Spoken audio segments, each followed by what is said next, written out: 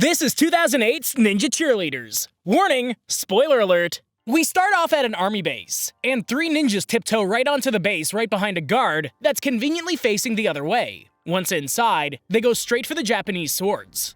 Before anyone has an aneurysm correcting me on the proper name of katanas in the comments section, I'm only calling them Japanese swords because the placard on the swords legitimately calls them that. The ninjas make sexy eyes at the camera for a second before deactivating an alarm, so that they can swap out the Japanese swords. Then they manage to take out a whole bunch of soldiers that are probably just enjoying getting their butts kicked by some sexy-eyed ninjas. The ninjas head back into town where they regroup at a dojo where George Takei congratulates them on accomplishing their mission. George's character's name is Hiroshi, but I'm amazed at the fact that George agreed to do this movie. I was worried that I'd regret watching this, but the amount of confidence they have in their own product makes me believe that I might love this. Hiroshi is happy to have the Sword of the Order returned, and we find out that this was their final test before being brought out into the Order as ninjas. Hiroshi presents them with their own Japanese swords, and they accept them with pride. Next, we see that the girls are being questioned about soldiers ending up in the infirmary, and they completely deny any involvement. When they're asked about the sword they stole, they play it off as though they know nothing. When they talk about their time at junior college, we get taken back to their time at the institution. We're introduced to April first, who loves the killers and the art of war. Her favorite move is also the throat groin hit. Next is Monica, and she loves the strokes, and she loves the spinning sidekick.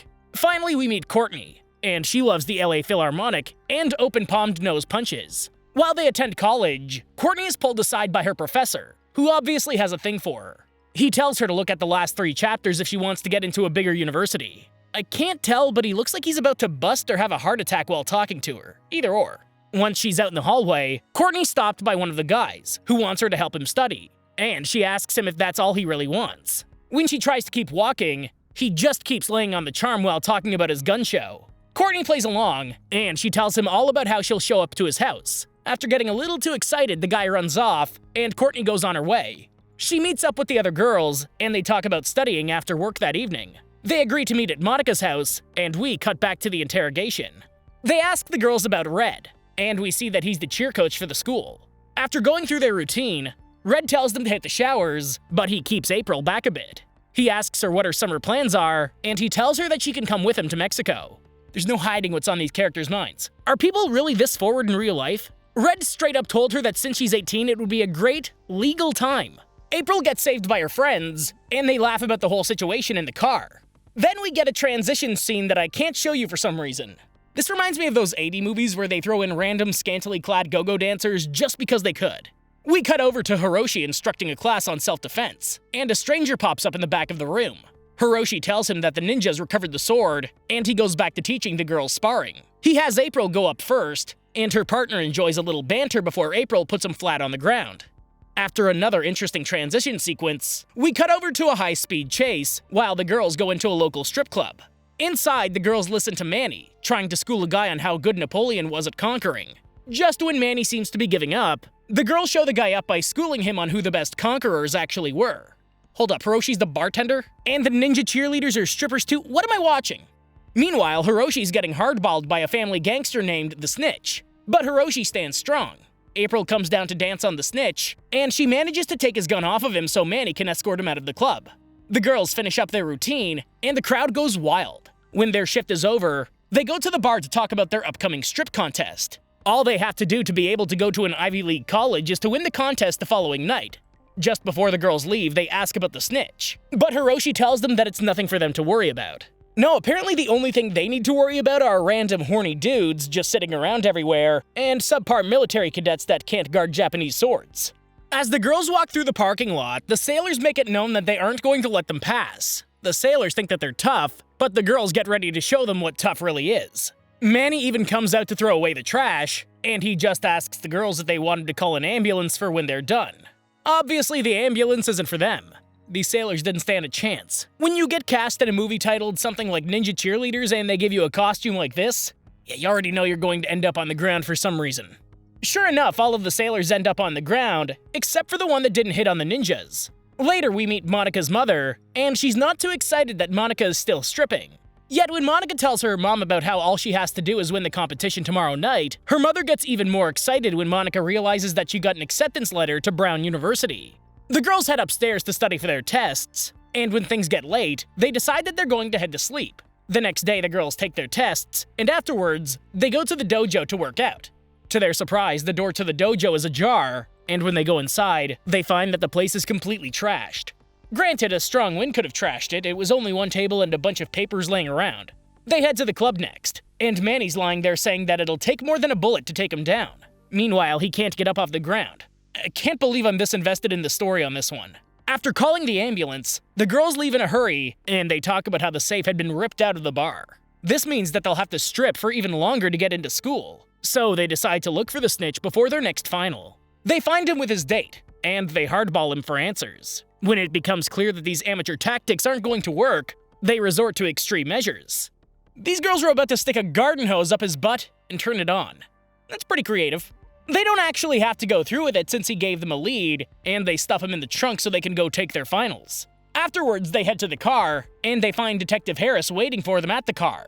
He questions them about being at the strip club earlier, and the girls immediately put on a false bimbo persona. After giving him the slip, the girls head to the hospital to talk to Manny, who just made it out of surgery. Manny tries to warn them that they might not be ready for this, but April reassures him that they'll be just fine. April heads out into the nurses' area to use the computer, and she finds out that the mob leader, Lazaro, actually just got out of jail. She also finds out that Lazaro used to own the strip club before Hiroshi, and it's now apparent that he wants it back. We literally cut to Hiroshi being tortured, and it completely threw me off.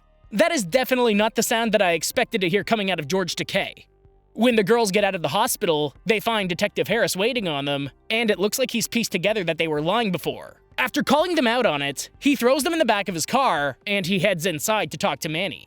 So the handcuffs were useless. They slipped out of those like they were made of plastic. Oh, and it turns out that Detective Harris is actually the one questioning them in between flashbacks. At least we know that he eventually got to arrest them.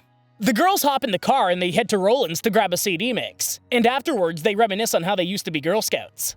After watching a guy yell at a few Girl Scouts, April busts into his house and drags him back outside to make him buy some of their cookies. Meanwhile, Courtney heads into her house to grab the girls' cheer uniforms, and she deals with her drunk of a stepfather, Al. He isn't too happy to see that she got accepted into Brown, and he tries to make sure that she knows that he doesn't approve of this. When she heads back outside, she gets into an argument with April about their senses of sensibility, and they head to the dojo to train. I've got a good feeling that we're going to get down to the bottom of April's bad mood. She's absolutely ruthless with Courtney and Monica, not to mention all of the ball crushing that she's accomplished. April tells the others that she's just upset about being in this town and the idea of having to keep stripping to make up the stolen money, and all of them make up real quick. They head to the back and they stock up on weapons from their random garage wall weapons board. They also find the deed to the club sitting on the table. To think that this is exactly what the bad guys were searching for when they ransacked the dojo. What did they send the blind henchman? It's sitting right there. Also, what bad guy tosses the place and leaves the weapons and deed sitting on the table? Take it all. If it isn't screwed down, take it. That night, the cheer ninjas sneak on Lazaro's property, and they take out the guys guarding the outside. Inside, the ninjas take out all of the guards while the Lazaro family members sit at the tables and watch things happen. Eventually, Lazaro applauds their work, and he tells them that he knew that they were coming. He tells them that he knows all about the money in the safe, and he'll settle for an exchange, the deed for the safe and Hiroshi. This isn't good enough for the ninjas, but Lazaro isn't flinching either. He tells them that they need to leave in 30 seconds to get the deed, or he'll start taking pieces off Hiroshi. After the ninjas leave, Kinji comes into the room, and she assures Lazaro that she can take the ninjas. Lazaro tells her his plan to kill Hiroshi and give the ninjas an empty safe in return for the deed, no matter what they do. Oh no, the classic bad guy being a bad guy no matter what. Also, where did Kinji come from? I can't say that I wouldn't have preferred to see Kinji fight the ninjas this whole time instead of watching April pop the sailor's balls. Later, we see that the girls just changed into their cheer uniforms, and Monica spots April's letter from Brown. They open it up to read it, and it turns out that all three of them have received their acceptance letter now.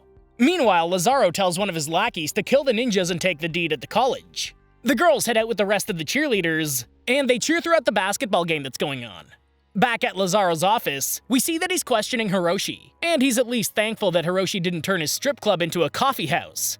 Back at the game, Lazaro's men show up at the game, and they wait for their chance to get the girls. Yes, because 4 men in black-looking dudes aren't suspicious at all. Look, the girls spot them almost immediately. I love how when the girls leave to get the bad guys in a secluded place, Red follows like he's about to put a smackdown on all 7 of them.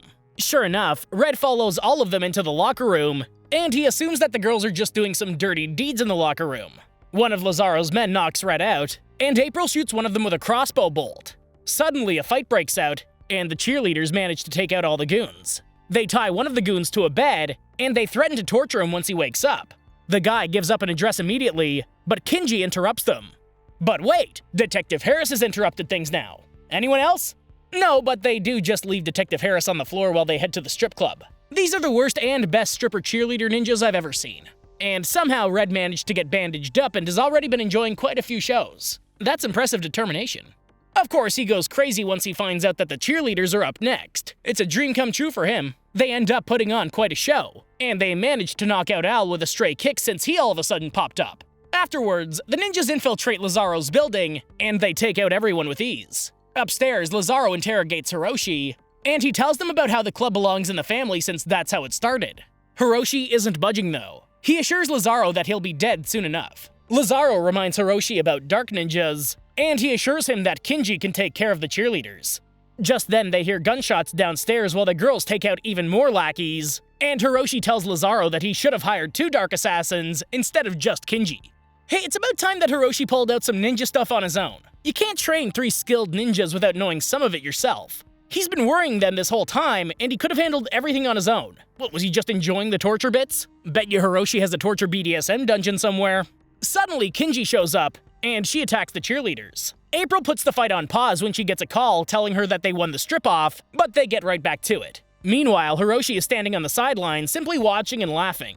Finally, Hiroshi picks up a sword, and he shows Kinji that age is just a number in this instance. Also, there are little lightning bolts coming from the swords now. Hiroshi's a Jedi. Hiroshi manages to put Kinji down with just one touch, and Detective Harris shows up to arrest the girls. At the precinct, Detective Harris manages to cut a deal for the girls and Hiroshi, and everyone goes on their merry way. The girls pack up their car, and they head for Brown University. Then, the credits roll. Honestly, this was surprisingly good and entertaining for being a low-budget, cheesy action comedy. I would actually recommend this to people. Seriously, I've watched some really crappy movies on here, but this one surprised me. Give it a shot. Thanks for watching, and I hope you enjoyed the video. Don't forget to like and subscribe for more like this one. Comment what you think I should watch next, and I'll see you in the next video.